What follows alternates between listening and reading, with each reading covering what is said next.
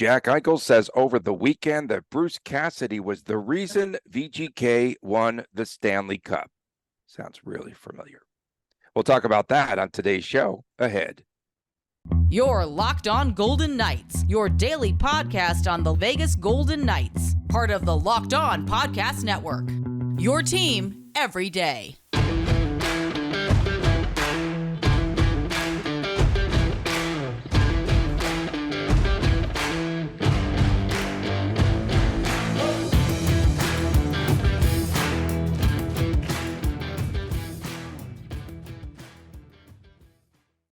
Hi, everyone. Tony Cardasco, Chris Golick from Las Vegas. Thanks for making us your first listen each and every day. Make sure that you subscribe to the YouTube channel, Locked On Golden Knights. Find us on Twitter at Tony Dasco, at TD Chris G, at Locked On VGK. And, of course, you could find us wherever you get your podcast. So 3 times this week. That's it. That's all they're going to hear from us unless warranted, right? We're going to pick things up if there's special editions, which every day some sort of drama is going to happen, for sure, with VGK and those late night news dumps that we're familiar with. So during Jackie Ace's day with the Cup, he met with the media in North Chelmsford, and Eichel was asked about what he thought of being coached by the Bruins cast-off, Bruce Cassidy. And Eichel echoed what I've been saying all along, Chris, what I've said each and every stinking day. He said that VGK doesn't win the Cup without South Beach Bruce. Eichel, what Cassidy did for me and for our group, it was the reason we won. And I feel that Cassidy is somewhat underappreciated by this organization because the made men, all they do is talk about themselves. Oh, Tony, it's Monday. It's Monday. So starting with the comments that Eichel made, it's very apparent that Cassidy did things his way. He did things his way from the beginning. Coaches know that their shelf lives can be extremely short. Even Stanley Cup winning coaches' shelf lives can be very short. So they're going into these different franchises and they're doing things their way. They're coming in. They know they might have 3 or 4 years before they're packing up their family. So Cassidy came in from day one, and we talked about this a second ago before he came on. Cassidy had a meeting. I think it was, I don't know if they met in person or phone, whatever it was, but they met before the season started in Cape Cod and just kind of discussed what the season was going to be like. Cassidy laid out the expectations and said, hey, here's what we want you to do better. Here's how we're going to make you a better player. And Cassidy has to know his success in Vegas is going to be directly tied to Jack Eichel, as Jack Eichel's success in Vegas is most likely going to be directly tied to Bruce Cassidy. So it certainly was a good meeting of the minds, if you will, to get these two off and running on the right foot. And remember, Cassidy and Eichel would have crossed paths a lot, both being in the Atlantic Division. So, you know, whether they had a good history or prior, I have no idea what the relationship was like before. But the fact that Cassidy was able to take Eichel, get him on the straight path right from the beginning, I think is one of the biggest, if not biggest, reason the Golden Knights won the Stanley Cup. And so Jack did talk about having conversations with a couple of Boston Bruins. And he said, you build off of your own experience. So they might have been negative conversations or what have you. But he said, hey, you know, it's a loaded response. It's a loaded response. Right. To each their own, and they build their own sort of relationship with each other. I'm getting the feeling more and more that Cassidy got a bum rap in Boston. I mean, that's pretty evident. There was knocks for, you know, the entire season and a half, how he handled young players, which is something that's tough for me to understand because all of these young players like Torrey Krug, Brad Marchand, Dave Pastrnak, all these players went through Pasta. Either way, Pasta. All these players went through the AHL organization that Cassidy coached. Cassidy started as an assistant with the Providence Bruins, got promoted to the head coach. And then kind of an odd twist, Cassidy is promoted to an assistant coach for the Boston Bruins, and their coach, I think Murray at the time, ends up getting fired like early on in the season, and boom, Cassidy, you're the coach. So you got to wonder if the plan was for Cassidy to replace, I think it was Murray. If I'm wrong, I'm sorry, to replace Murray, right? If and when things went bad. So kind of curious how that whole situation played out. But again, it's not like Cassidy just came in and started crushing the kids and stuff like that. He had a relationship with them. Could things have gone better? Sure. I believe it was Cam Neely have conversations with him about his handling of players and things he says in the media. So we've heard Cassidy say things like, if we just had one more save. He's at times made those comments that are a little bit cringeworthy. And then there was a situation where he mentioned something about Swayman last season when he was in Boston. He wasn't hanging him out to dry, but it wasn't hey, he had a great game. It was a comment, a Cassidy comment, right? Something middle of the road that wasn't too maybe uplifting about his game. So then you fast forward now to the game where I covered. It was against the Buffalo Sabres. It was a home game in Vegas. Early in the game, the Sabres, Alex Tuch passes to Skinner, scores a goal. After the game, Cassidy made the comment, well, we just didn't have, like in that first goal, we didn't have sticks in the lane.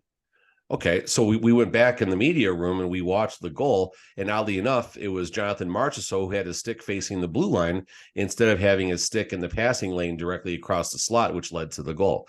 He didn't call Marchessault out. So maybe just little things like that, long story longer, of course, but maybe little things like that are things that he learned about his time in Boston, things he says through the media to build, keep the relationship better in the locker room with the players.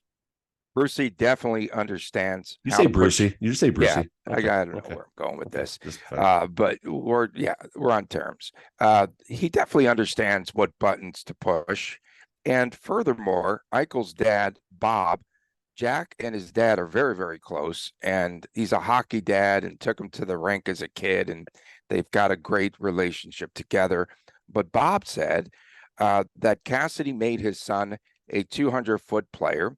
He said Cassidy had a lot of great players in Boston, and he feels that Cassidy did a tremendous job. He did a great job with Jack. He said that he thanks him every time that he sees him. And this is a Cassidy appreciation post, basically. It should be. I mean, you look at the previous two coaches the Golden Knights had. Gallant, very, very, very good coach, did amazing things in season 1 with that team.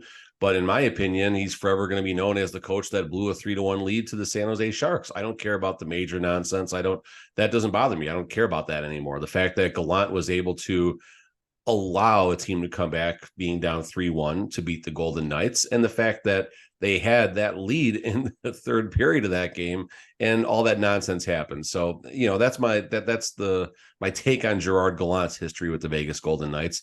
Pete DeBoer, I mean, listen, 2 trips to the conference finals, you got to give him some credit there, but if he was anything better of a coach, I think they at least would have been in the Stanley Cup final the year that the Montreal Canadiens beat them to win the Clarence Campbell Bowl for the Western Conference champion, but they're in Eastern. That's another COVID, folks. It screwed everything up. So going now to Cassidy, I still go back to this. I know it pisses people off in Boston sometimes, but if Cassidy was coaching the Boston Bruins, they don't lose that first series 3-1 to the Florida Panthers, or the Florida Panthers don't come back 3-1 on Cassidy. They don't. Yeah. And the reason we can validate that is how Coach Cassidy absolutely shredded the Florida Panthers in the Stanley Cup final. I mean, yeah, you give the players credit and everything, but it doesn't start if there's not a proper game plan in place to beat that team. And 9 goals, 7 goals, 5 goals. I think that's how many goals they scored at home each of the games.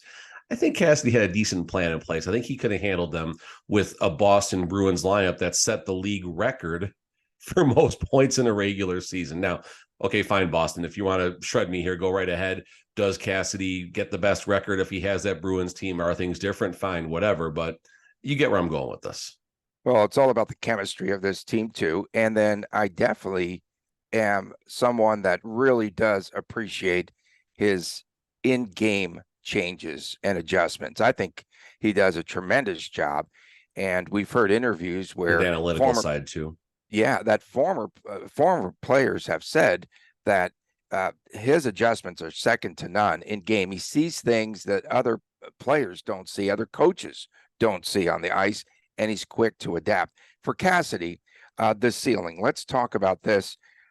For Jack Eichel, I should say, under Cassidy, the ceiling has to be very high. And I'm saying that not to put more expectations on Eichel this upcoming season, but hey, let's face it, consistent line now. He didn't have that last season.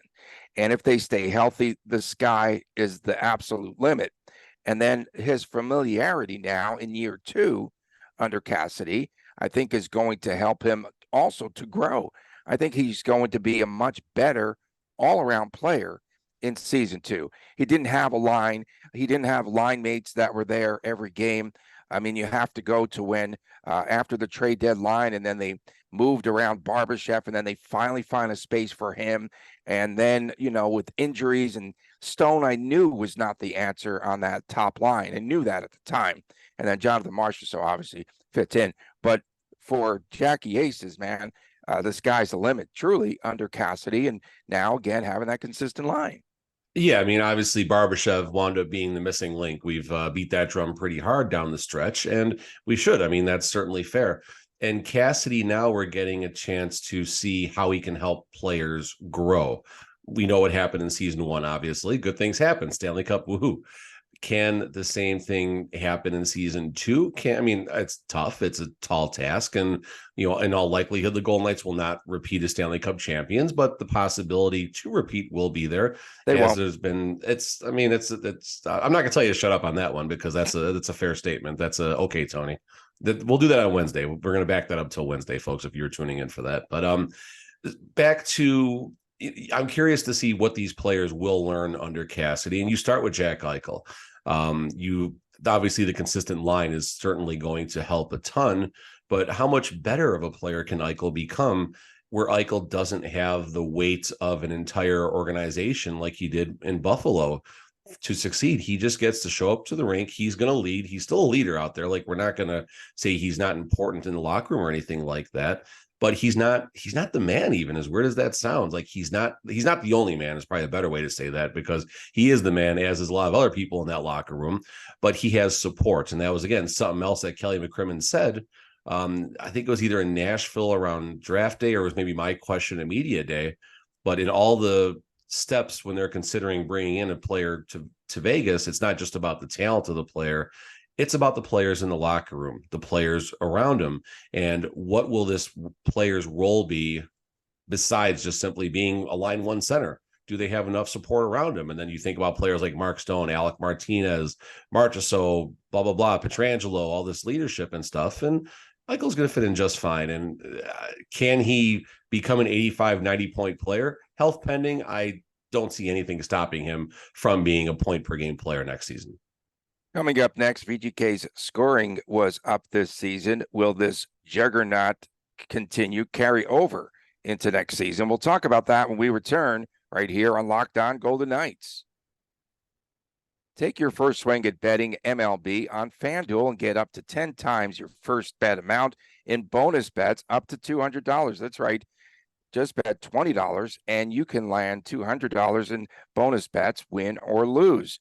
And that's $200 you could spend on everything, betting from the money line to the totals in games to who's going to hit the first home run. And it's all on the app that is safe, it's secure, and super easy to use. Plus, when you win, you get paid instantly. And that is really good with this app. And everything is solid because there's no better place to bet on MLB than on FanDuel. It's America's #1 sportsbook. So once again, sign up today. Visit FanDuel.com/lockedon. Get up to $200 in bonus bets. That's FanDuel.com/lockedon. FanDuel, official partner of Major League Baseball.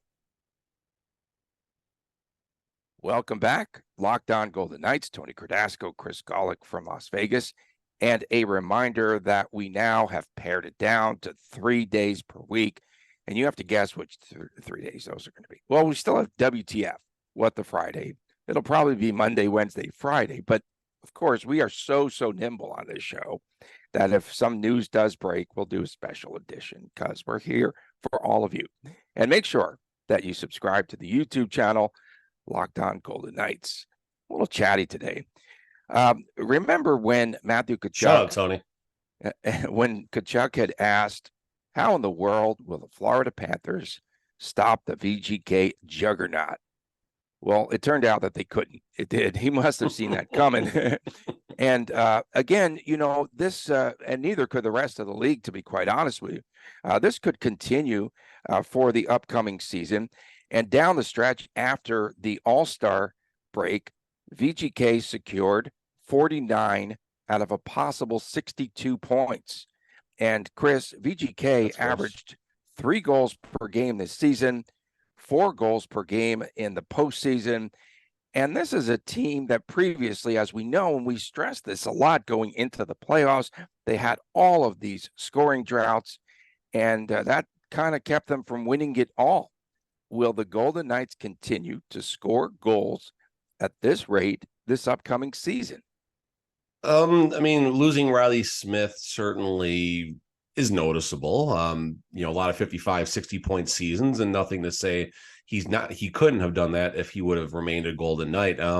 That said, I know it's not necessarily the fairest comparison, but this is the comparison that, Kelly McCrimmon made when he shipped out Riley Smith. And this is not a McCrimmon appreciation show. No. This is well, they're all McCrimmon appreciation shows if I had my way. For you. So Barbashev, that's going to be the key, right? You got to think we know what Marchessault and Eichel and what Stone's going to bring if he's healthy, and Chandler Stevenson's going to score the quietest 58 points of any center in the NHL. Like, you look at his stats, he's 55, 58, 60 points like last 3 seasons, and like, where'd they come from? He's so quiet. Hey, the man. Yeah, no, he's 5.25 for 3. Call it, 5.25 per for 3 years. X3. Yeah, times 3. There you go. That's a quicker way to say that. So going back to the Golden Knights, can they continue to score? There's nothing to slow them down. There's going to be lulls in the season and things like that, but is it possible this team even comes hotter out of the gate than he did last season? What were they, 12-3 or 14 and something? They had a real hot start. And then that middle third of the season was just, very, very, very rough leading up to the All-Star break. And then the number you provided after that, 3.26 officially was their goals per game in the regular season, ranked 14th, just behind Vancouver, oddly enough. And Vancouver scored that much. They must have given up a lot. But if the Golden Knights have a better middle third of the season, or don't have that type of lull, and obviously injuries played a part. Last 2 years of the Golden Knights have had more. 2 years ago, major situations with injuries. Last season, I would say critical. It was bad. It was real bad, the injuries the Golden Knights had last season. You look at the goalies, you look at everything else, you look at Pietrangelo having to be off the ice for personal matters, and a lot of man games lost again year over year, which of course is going to play a part in the scoring going down. So if the Golden Knights can finally be on the right side of the injury variance, second year under Cassidy, that 3.26 could easily become 3.4, 3.5, which would have them as high as top 5, top 6 overall in the league from a year-over-year perspective. I don't believe that South Beach Bruce is going to have to juggle lines the way he did early in this past season. They have consistent lines pretty much, although you have to figure out a way that how is Carlson going to exist with other players? I'm not quite sure. But many Dorofeev might be the answer there. Did many players have career seasons this past year? Nick was the only one off the top of my head that comes to mind.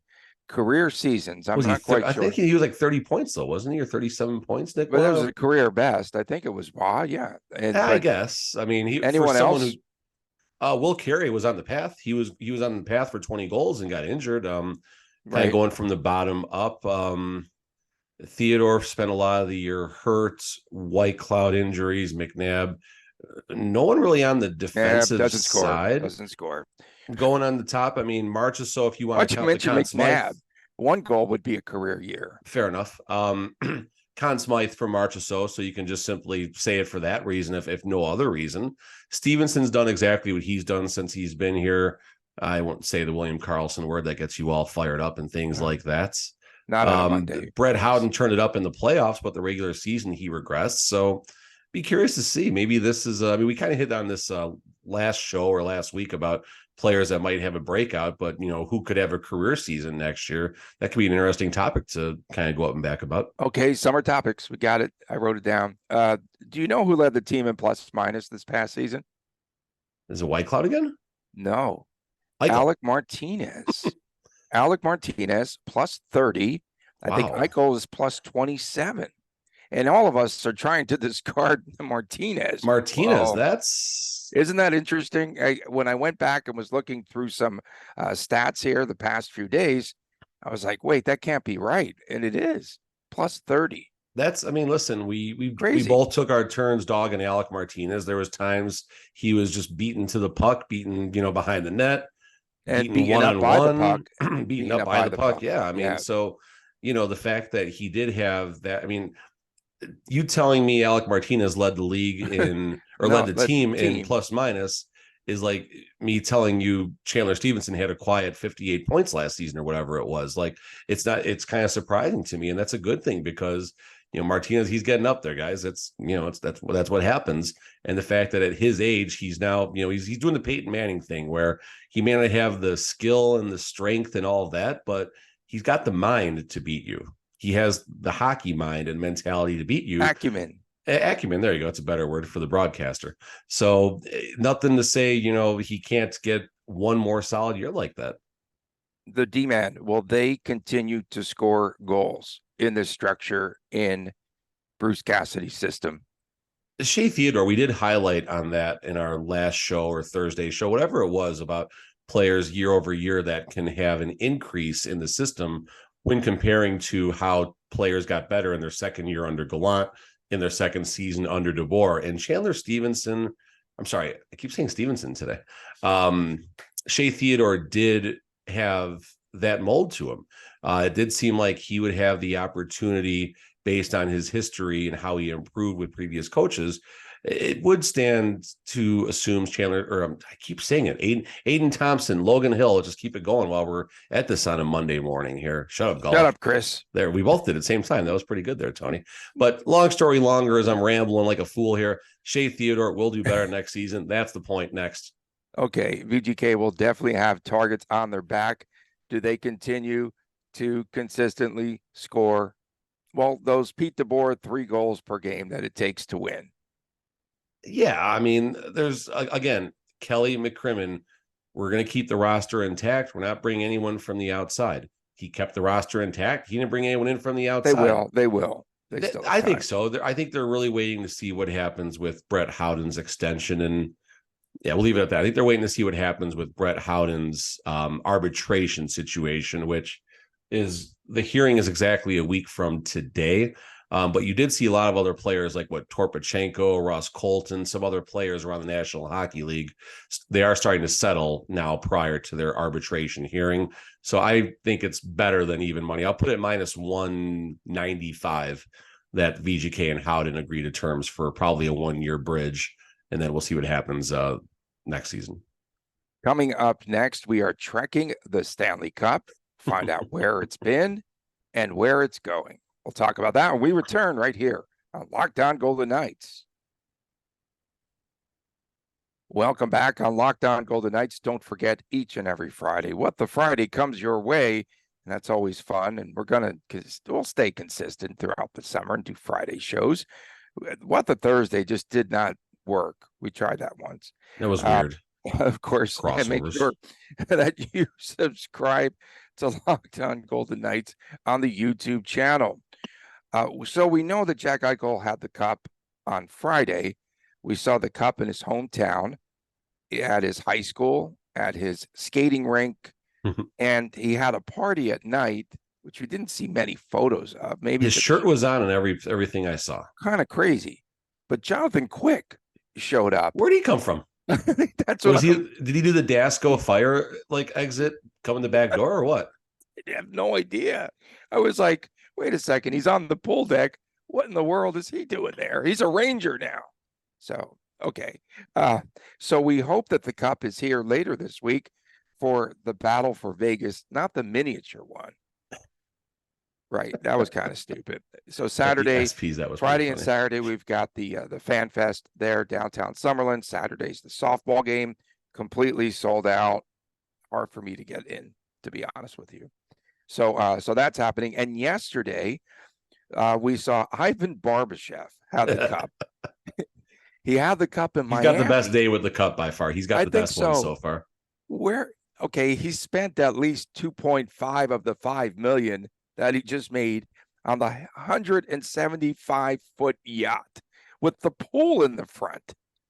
And then him and all of his buddies, his wife, I kept calling that woman his girlfriend. That's his wife. He's married. He sealed the deal. He's making $5 million too, so that makes him a lot more. What if he signed that contract that was signed before the extension, or never mind? Okay. I don't know. But in any event, that was a pretty cool looking party. You think it was the best day with the Cup? Oh, I think so. I mean, listen, the pool was in the front of the deck. Yeah, it was a hot tub, but yeah, I mean, was that a hot tub? Looked like a hot tub. I don't know looked the like difference. A hot tub. What's a guy from Jersey know? Nothing. Fair enough. Absolutely nothing. I mean, listen, you win the Stanley Cup, get a yacht with 40 of your closest friends, and party on the deck, and just randomly start raising the Stanley Cup as you're going down whatever channel or river or whatever that is in Miami down there. I mean, it's awesome to see. Biscayne Bay? Was he in Biscayne Bay?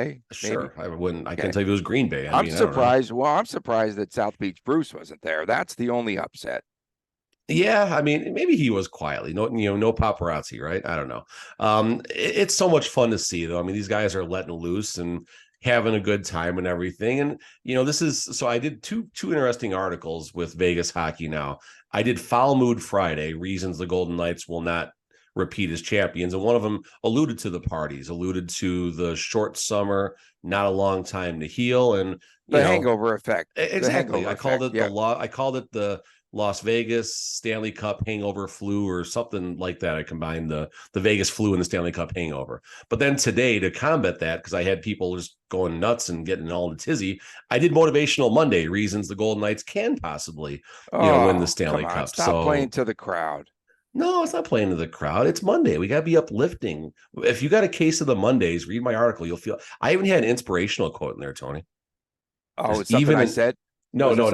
You've never once said an inspirational quote in your life, but what was this quote? Do you have it? The quote. Oh, I got it. Of course, I got it. You ready here? Okay. Yeah. All you need is a plan, the roadmap, and the courage to press on to your destination. Earl Nightingale. There you go. So we divided up the article with the plan, the roadmap, and the courage to press on. So good. There you go. Very good. See. You had a little bit of structure, just like Bruce Cassidy. There actually was some structure. Yeah, it was a very journalistic friendly structure. Okay, so the assistant coach, John Stevens. Call myself a journalist. Stop it. I think Stevens has the Cup today. So this will be his third time with the Stanley Cup, twice there with Los Angeles as an assistant, 2012 and 2014. And so he's bringing it to his summer home, which is in Sea Isle, New Jersey, which is about 30 minutes south of that dump, Atlantic City. I'm sorry. I like Atlantic City in the summer. Okay, south of Atlantic City. Yeah. Stay away from the Monopoly names. When you're in Atlantic City, avoid the streets with Monopoly names. You'll be fine. Anyway, keep going. You'll be just fine. And the shell games too. But okay, so this is going to be in Sea Isle in New Jersey.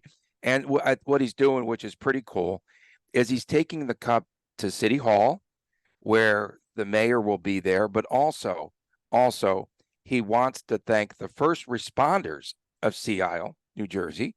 And he wants to give thanks to all the folks, he said, that keep Sea Isle safe. That's nice. I like that. That's a really nice gesture. All right, so Tony, you won the Stanley Cup. Where's he going to be by next week? He'll be out of Vegas. He might. That's my prediction. All right, Tony, you just won the Stanley Cup. Where are you taking the Cup to? Man, I've thought about that. It was either the top of the sphere or take it back to New Jersey with all the Goombas. Top of the stratosphere or top of the sphere? No, the sphere. Just stand up there for a couple of hours. That's pretty I don't funny. know. No, I've really seriously thought about, do I have it here in Vegas? Probably yes. Or do I go to New Jersey and put sand in there, cats, dogs, Oh, there's family cats. members, We know there's cats. Don't feed the cats in Jersey. babies. Yeah, but it's stainless steel and it's easily 0.999% something, whatever. Okay, 0.99%. We're out of here. Of course, we thank you all for tuning in. Perfect. Especially our everydayers. We appreciate all of you. I think we're going to be back on Wednesday, probably We'll Wednesday. see if Locked On Les is back on after this one. We'll see. It's 50-50. As always. It's definitely not 0.999. Thanks for making us the first listen, and go to the YouTube channel. Please subscribe there if you haven't yet, or tell your friends. And I've been out on the streets a lot, and people are giving me grief, and they're calling me now a heel. I'm the heel of this show. I don't know how this happened. I don't know. Where did I make a wrong turn? For my man, Chris Golick, I'm Tony Cardasco. What bad guy wrestler would you be? What good guy wrestler am I? That's a whole nother show. That is another show. My kid can help us with that one. My kid will definitely help us with that one. All right. For my man, Chris Golick, I'm the heel, and the other guy, Tony Cardasco. We'll see you again on Wednesday right here on Locked On Golden Knights. Take care.